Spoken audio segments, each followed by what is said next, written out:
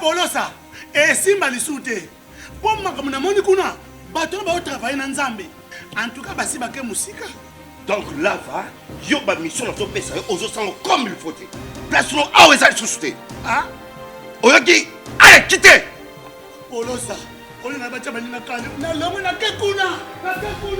Là va. Ah! On nous a mis dans l'orange. Comment coquette? Ah, vraiment. Qui ça? Et en plus, il y a qui ont commis partout dans l'Europe, dynamique, Congo, commis partout dans l'Europe. Maman coquette, ça est commis partout. Tout commis en Suède, tout commis à Paris, tout commis à Lille, tout commis à Bruxelles. Et puis, base n'a vu ce est toujours Londres, Angleterre.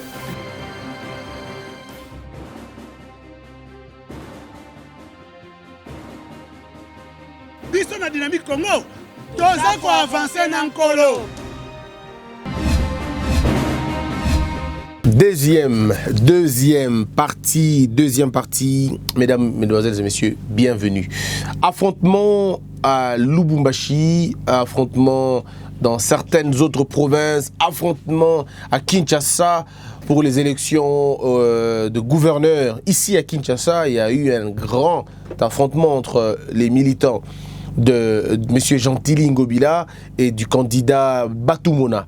À Lubumbashi, il y a eu aussi un affrontement entre ceux du PPRD et ceux de l'UDPS.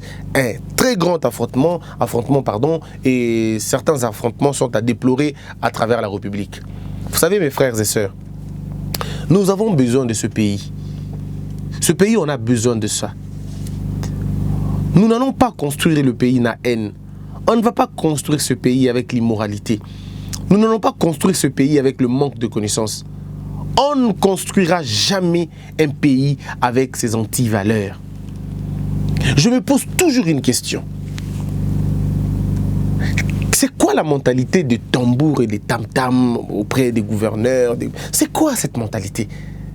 C'est quoi cette... Je ne comprends pas personnellement. Ne voyez-vous pas que vous êtes en train de consacrer une sorte de grandeur, je sais pas moi, de divination à vos gens pour rien? Quand on dit que vous êtes souverain primaire, mais il faudrait à un moment donné comprendre c'est quoi un souverain primaire.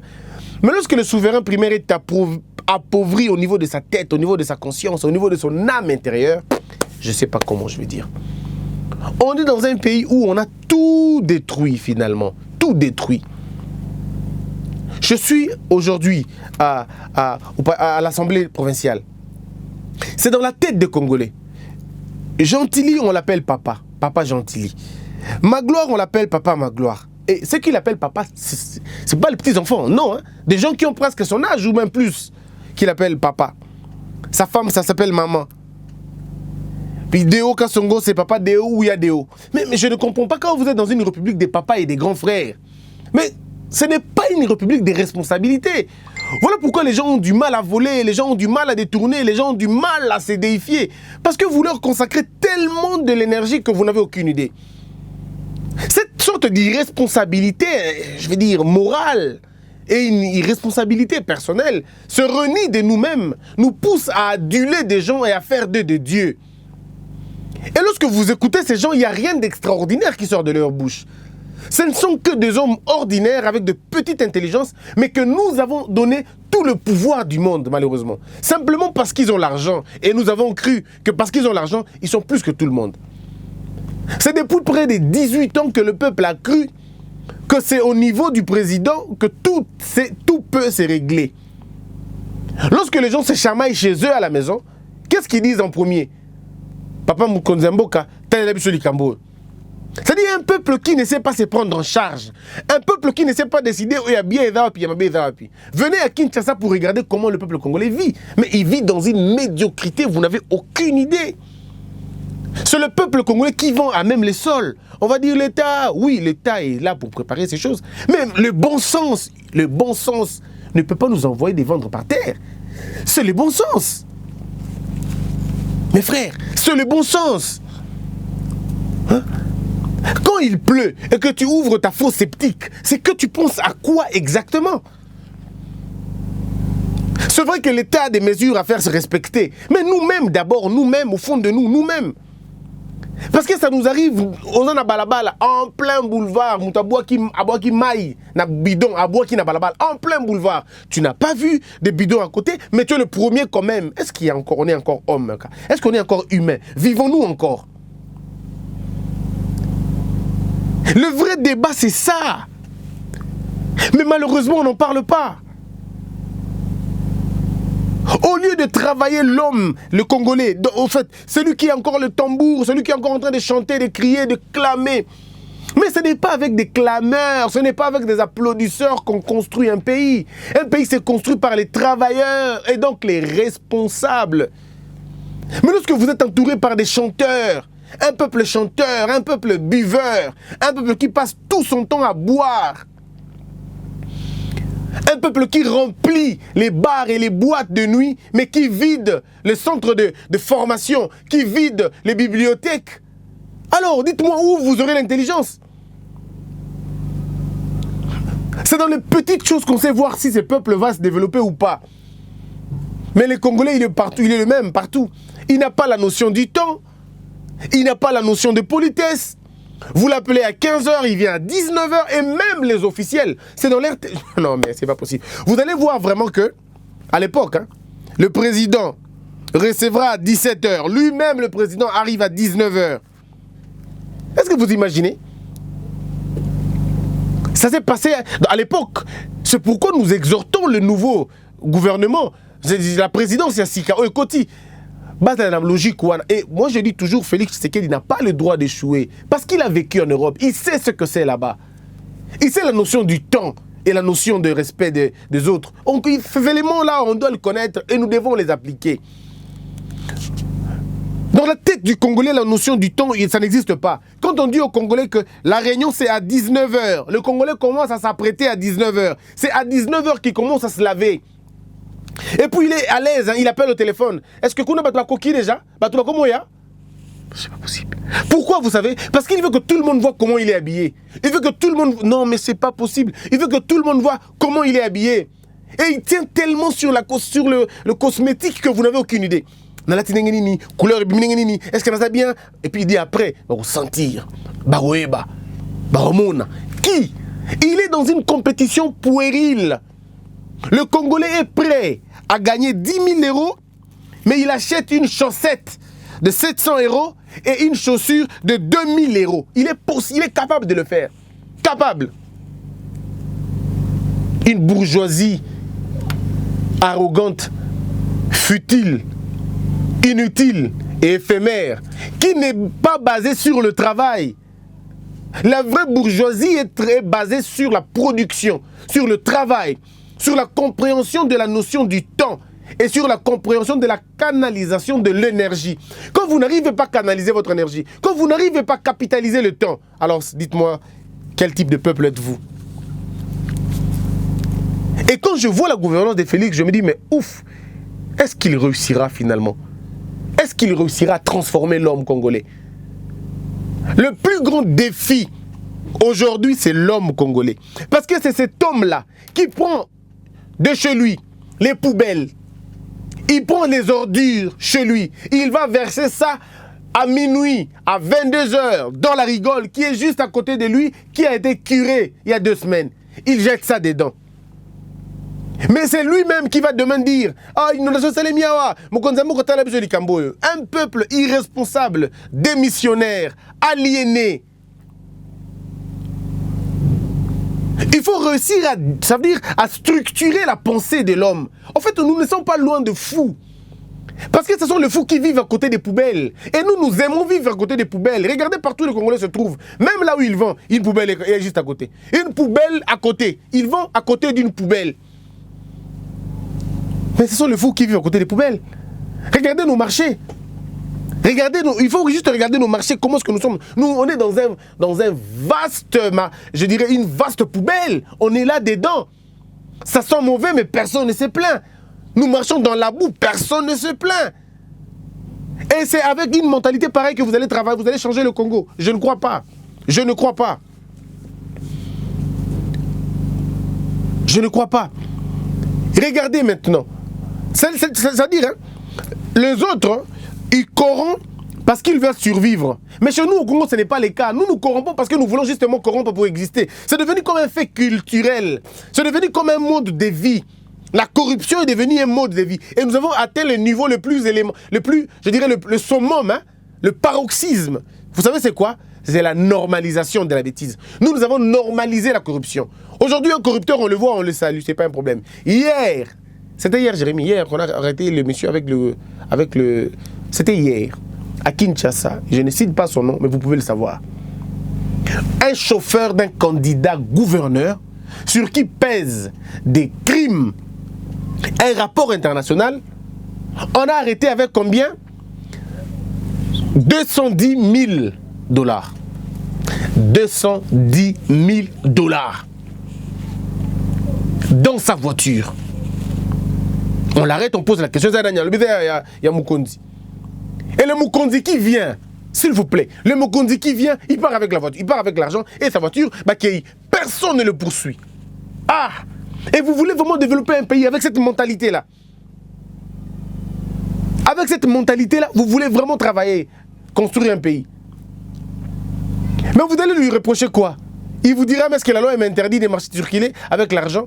Autant d'argent comme ça? Mais nous savons tous que l'argent, il y a un montant, un seuil qu'on ne peut pas dépasser en main. Mais regardez comment on est. Ça, je vous parle de l'homme. Hein. Ce monsieur n'est pas pauvre. Hein.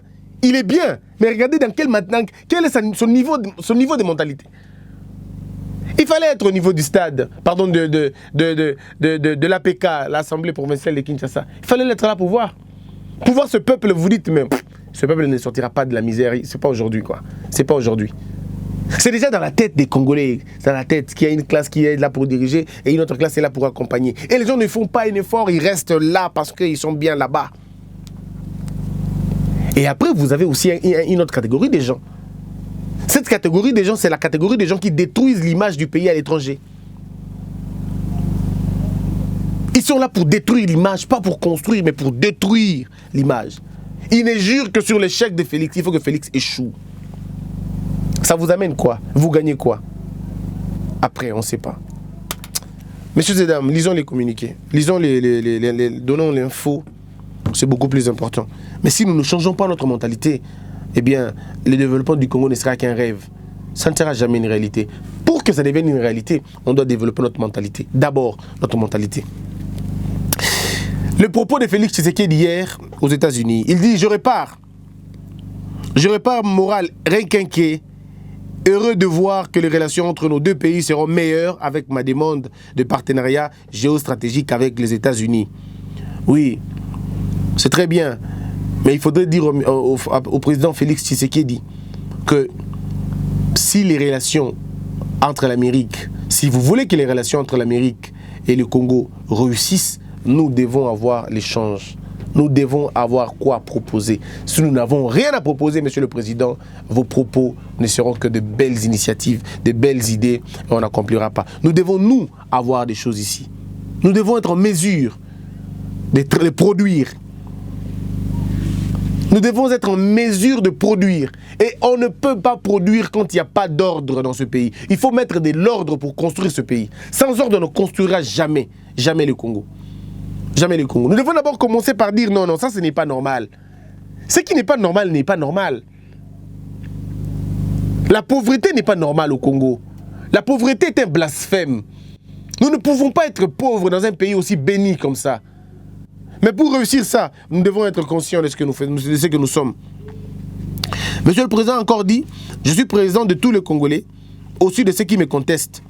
Je me dois les protéger et de leur garantir droits et libertés. Martin Fayulu, qui demeure dans la contestation sans preuve, se balade partout en RDC sans entrave. C'est ce que Félix Tshisekedi a dit hier. Je ne serai pas le bourreau de mes opposants, mais je leur demanderai d'exercer leur activité conformément à la loi. Je n'accepterai plus des discours tribaux de certains alliés de Martin Fayulu qui ont incité des violences depuis mon élection. C'est Félix Tshisekedi qui le dit. Et là, on sent que Monsieur le Président commence un peu à changer des tons. Vous allez vous rendre compte qu'il commence un peu à changer de ton, à prendre un ton assez dur. Je dois vous rappeler, peut-être les gens ne comprennent pas, il faut que je rappelle ça. Bemba Gombo n'a pas des immunités parlementaires. Monsieur Bemba est citoyen comme moi. Il est président d'un parti politique et ça s'arrête là. Monsieur Martin Fayulu, en refusant son siège, il devient citoyen comme moi, c'est-à-dire comme vous. Il n'a pas d'immunité.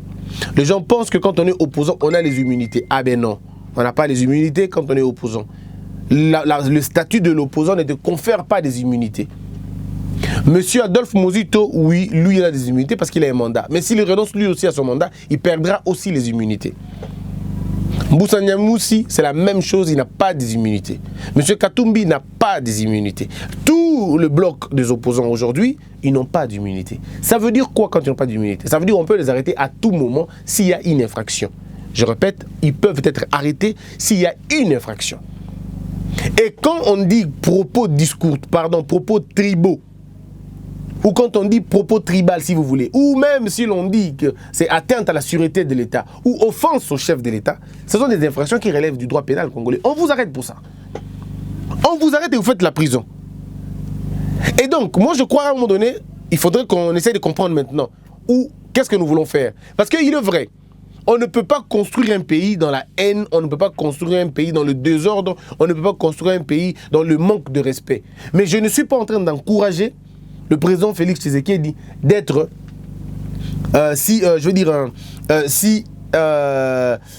subtil, ce n'est pas le terme qu'il faut, mais bon, le terme est parti. Mais je ne voudrais pas, je ne conseillerais pas au président d'arrêter tous les opposants. Je ne conseillerais pas. Je ne conseillerais pas. Il faudrait à un moment donné laisser, vous avez bien commencé, laisser les gens faire des discours, laisser les gens faire leur campagne, c'est vrai, mais tout en respectant la loi, et bien comme vous l'avez dit là-bas. Mais quand il commence à avoir des propos tribaux, des propos ethniques, des propos qui incitent à la désobéissance civile, alors là, en ce moment, il faut que le pouvoir s'assume. Parce qu'attendez 2 secondes, vous n'arrivez pas à Kin et vous dites, je vous demande de désobéir. Non, ça ne va pas. Si vous dites ça, en réalité, vous devez être poursuivi. Je vous demande de désobéir au président de la République qui n'a pas d'ordre à vous donner. En ce moment-là, ce n'est plus lui que vous attaquez, mais vous attaquez les institutions de la République. Si nous voulons être un pays sérieux, voilà comment ça se passe. Regardez aux États-Unis comment ça s'est fait. Vous avez vu Martin Fayulu descendre en Europe, en France. Vous avez vu comment on l'a accueilli, n'est-ce pas? Les combattants, hymne national, tout, c'était bien. Est-ce que ça s'est passé aux États-Unis comme ça?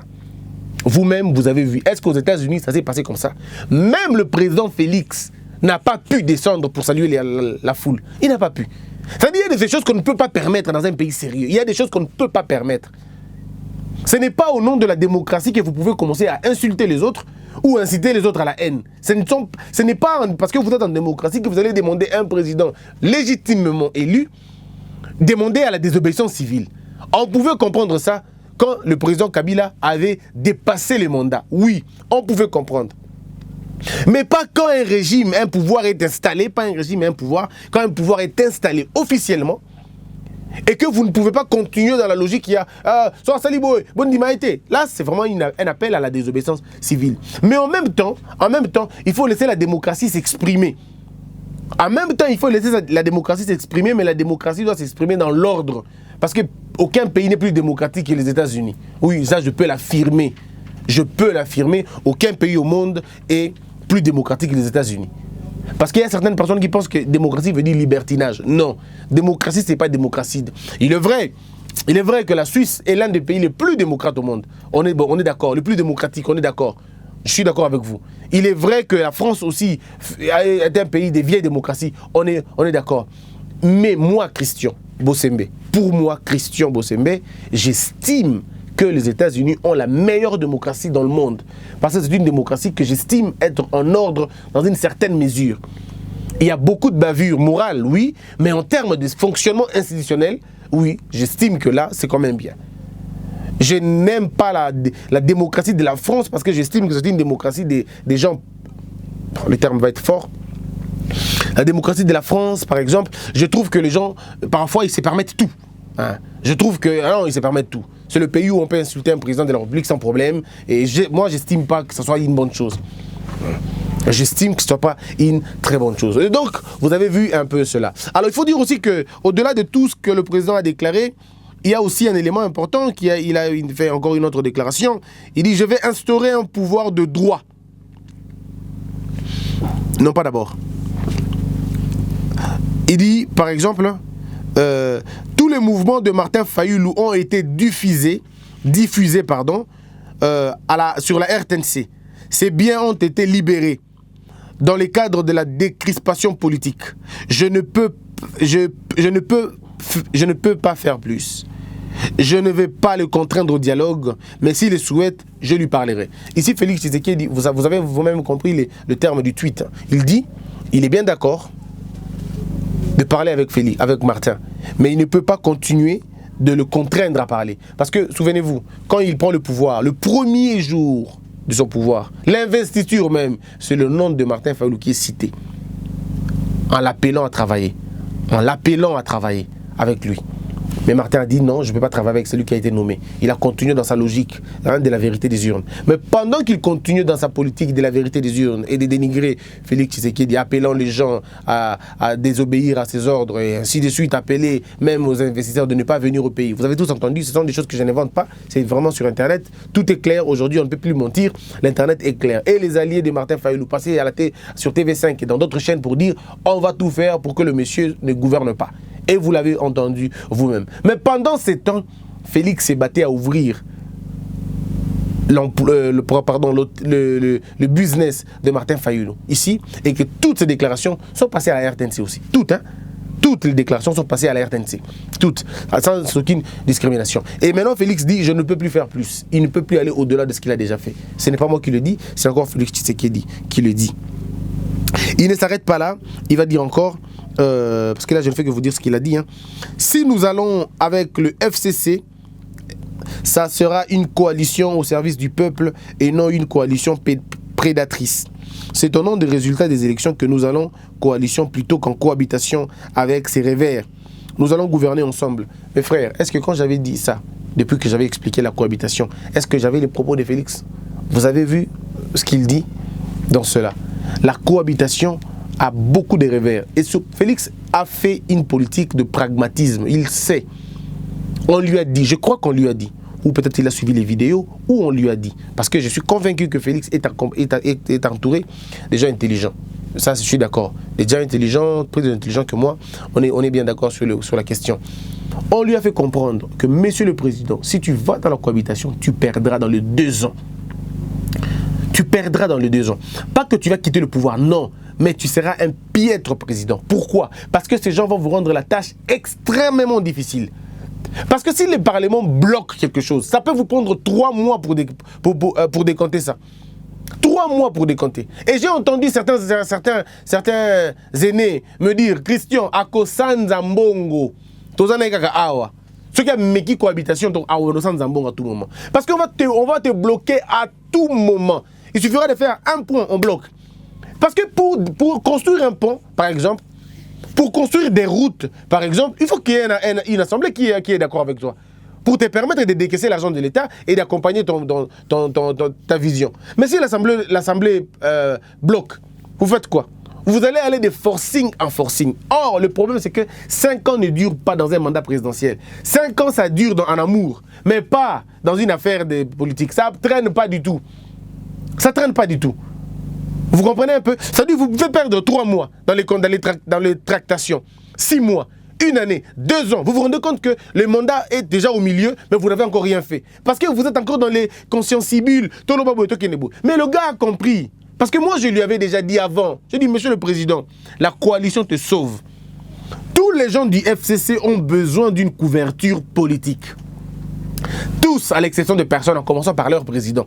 Ils ont tous besoin d'une protection. Et aujourd'hui, tu te présentes comme celui qui peut les protéger, qui peut les garder. Mais c'est en ces moments-là que tu joues bien la carte. C'est au nom de la protection que tu leur donnes que tu fais passer tes projets. Moi, Félix Tshisekedi, président, je nomme une commission qui va faire l'enquête sur les massacres qu'il y a eu à Yumbi, à Beni, à Butembo, et ainsi de suite, parce que nous voulons nous aussi avoir un mémorial comme le Rwanda. Je veux une commission de qui sera composée de 12 personnes. Par exemple, assemblée validée. Qui va refuser? Parce que je suis votre autorité morale. Vous allez refuser comment? Mais dans une cohabitation, ils diront non, ce n'est pas opportun. On renvoie ça après. Vous faites quoi en ce moment-là? vous allez bloquer une crise institutionnelle et on est très mal parti. Mais quand vous êtes dans une coalition, toutes les initiatives du président peuvent passer comme une lettre à la poste. Peuvent passer. Parce que c'est lui l'autorité morale de cette plateforme politique. Et comment ça va se passer dans une coalition? Moi, je dis toujours, à mon humble avis, en politique, il y a des catégories de coalitions. Moi, je pense à deux types de coalitions. Il y a la coalition prédatrice, comme il vient de le dire, et il y a une coalition que moi j'appelle une coalition intelligente. La coalition intelligente ou la coalition douce, ça veut dire quoi? Ça veut dire une coalition qui est basée sur l'intelligence de la négociation. Je ne peux pas tout détailler ici parce qu'on ne sait jamais qui nous écoute, mais je peux donner juste un point. Ça veut dire quoi? Au FCC, vous êtes combien? Maman Béa, tu écoutes, non? Au FCC, vous êtes combien? Au FCC, il y a par exemple 700 personnes. Ok, 700 personnes. Qui ont des idées ministrables? Or, ceux qui ont des idées ministrables, ils sont au nombre de, par exemple, 400. D'accord. Dans les 400 là, qui ont été cités dans les rapports internationaux? Non, dans les 400, il y a par exemple 27. Ok, déjà on exclut les 27. Qui sont cités dans les affaires politiques en justice ici au Congo? Spoliation, arrestation arbitraire, corruption et tout. Bon, on va jusqu'à 30 ou à 260. Très bien. Donc il nous reste une marge de 300 personnes. Monsieur Kabila, je vais bien travailler avec vous, je vais bien respecter ma part du contrat. On est dans une sorte de coalition, mais donnez-moi dans le lot de 100, ce sont des lots des gens qui n'ont pas été touchés dans quoi que ce soit, donnez-le-moi. Et c'est fini, vous êtes foutus. Vous êtes partis. Et là, monsieur Kabila n'aura rien d'autre à faire. Rien d'autre à faire que de vous dire, bon, d'accord, bien, de toute façon, prenez ces gens. Parce que, regardez, ces gens qui sont 22, dans les rapports internationaux, ils ont besoin de Félix pour qu'il parle d'eux aux États-Unis. Ils ont besoin d'eux. Ils ont besoin de Félix pour que Félix demande la suspension ou la levée des sanctions. Ils en ont besoin. Bon, on a d'abord la TVT. Vous avez entendu monsieur Nanga, non? Monsieur Nanga a dit, non, mais je ne suis pas en train de demander pardon, mais je veux savoir l'importance de ces sanctions. L'importance, c'est papa, au dollar T. C'est ça l'importance.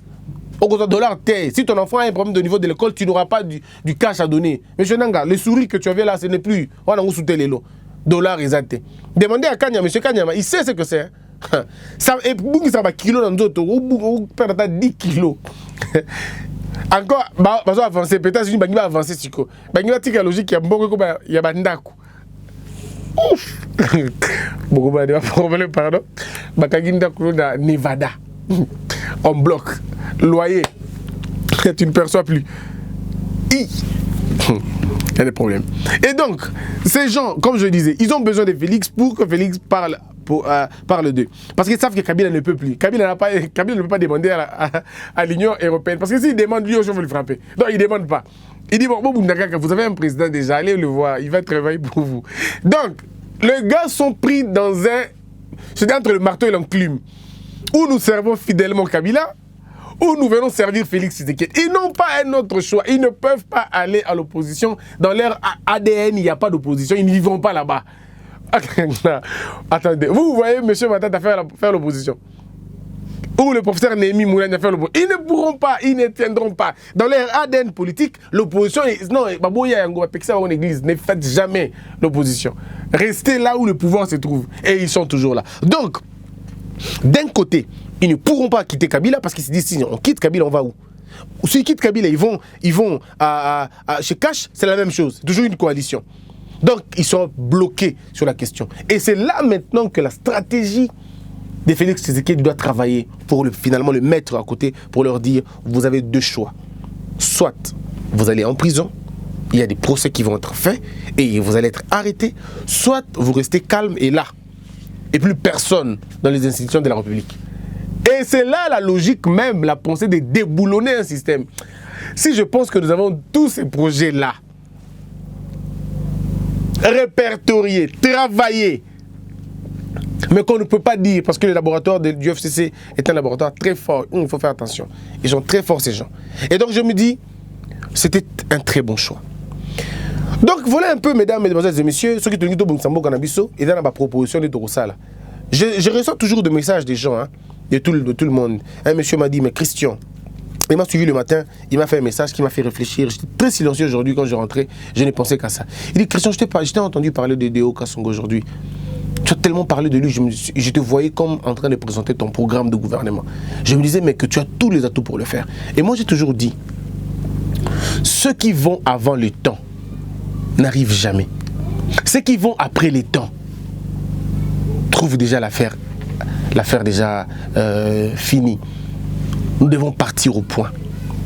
On doit aller doucement, mollo, mollo. Moi, je ne veux pas que les gens votent pour moi parce que, Christian, non. Je voudrais qu'un jour, les gens votent pour moi parce qu'ils ont compris ce que je fais dans le temps.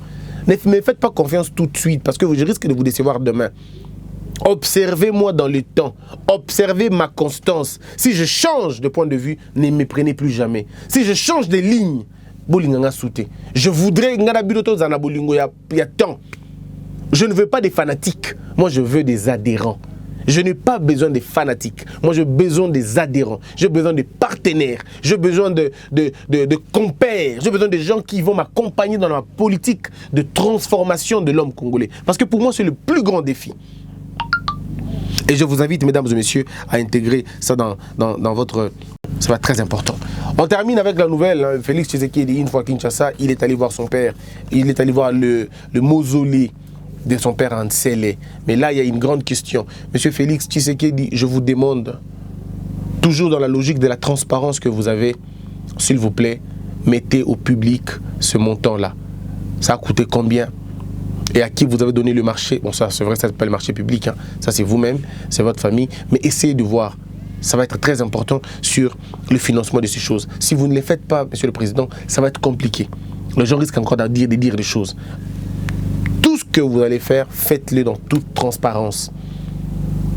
Vous êtes bien éduqué, vous avez eu un père qui était rigoureux. Alors, dans la gestion de l'État, n'oubliez pas cette rigueur. N'oubliez pas, comme papa disait, le peuple d'abord. Le peuple d'abord, ce n'est pas qu'il y ait sa peuple. Non, c'est que le peuple doit connaître tout.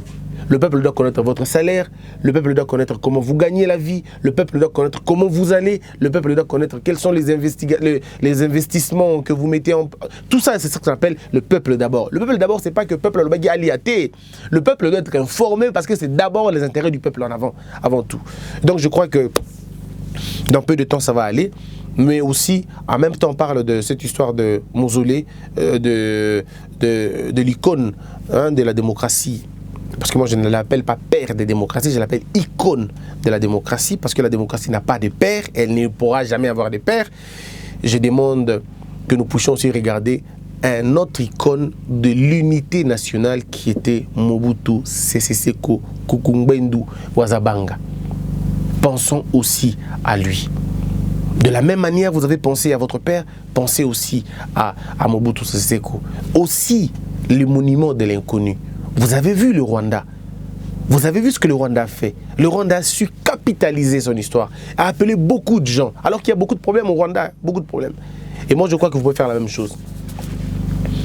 Organisons-nous. Cette commission-là, elle est très importante. N'oubliez pas ça, Monsieur le Président. Alors, donc, on a terminé cette petite analyse. Je vous demande de vous abonner massivement. Abonnez-vous, abonnez-vous. Alors, abonnez-vous. Nous voulons une république basée sur des valeurs, basée sur le leadership de l'amour, basée sur le leadership de la responsabilité, basée sur la conscience collective, basée sur l'identité collective. Et on réussira ce pays si nous sommes dans ça. Que vive la République démocratique du Congo, hein, et que vive le peuple congolais. Que la peur quitte nos esprits et que Dieu bénisse la RDC.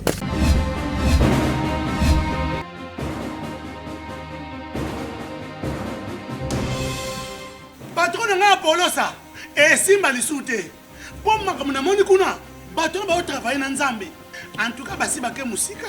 Donc là va yo ba mission na to pesa yo ozo sango comme il faut.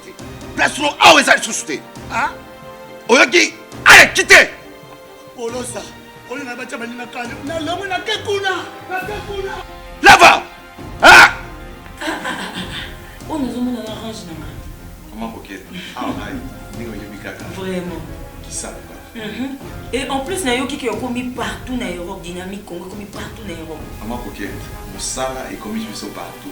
Tout commis en Suède, tout commis à Paris, tout commis à Lille, tout commis à Bruxelles.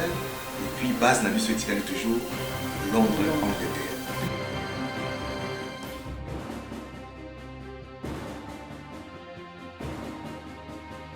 biso na Dynamique Congo toza ko avancer na nkolo.